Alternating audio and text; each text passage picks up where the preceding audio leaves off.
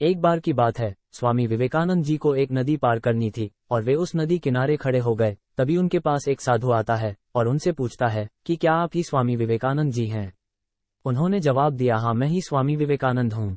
तो उस साधु ने उनसे पूछा कि आप इस नदी किनारे क्या कर रहे हो? तो स्वामी विवेकानंद जी ने जवाब दिया, मुझे इस नदी को पार करना है और मैं एक नाव का इंतजार कर रहा हूँ। तो साधु ने उनसे कहा कि आप इतने बड़े इंसान हो और बहुत सारे लोग आपको अपनी प्रेरणा का स्रोत मानते हैं, लेकिन आप इस एक मामूली सी नदी को पार नहीं कर सकते, तो चलो मैं आपको इस नदी को पार करके दिखाता हूँ।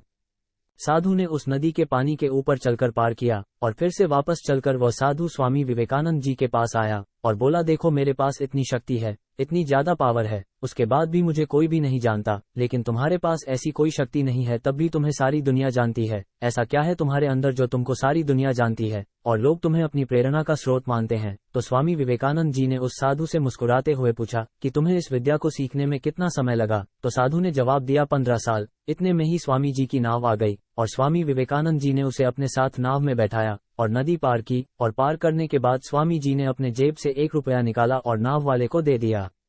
यानी कि दोनों के 50-50 पैसे हुए थे। स्वामी जी ने नाव वाले को 1 रुपया दे दिया।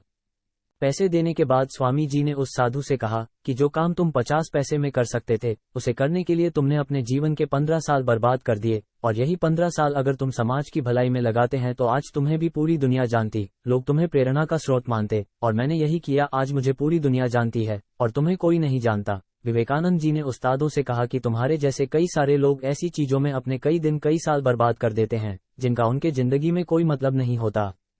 सीख। इस कहानी से हमें ये सीख मिलती है कि हमें अपने कीमती समय को उस जगह लगाना चाहिए जहां पर उसका कोई मतलब निकले। व्याख्या, इस दुनिया में जितने भी लोग हैं उन्हें उतना ही समय मिलता है जितना आपको, इतने में ही कई लोग बड़ी बड़ी ऊंचाइयों को हासिल कर लेते हैं जिसका आप अंदाजा भी नहीं लगा सकते, क्योंकि वह लोग अपने कीमती समय को उस जगह लगाते हैं जहां पर उसका कोई मतलब निकले, और ऐसा ही आपको भी करना चाहिए।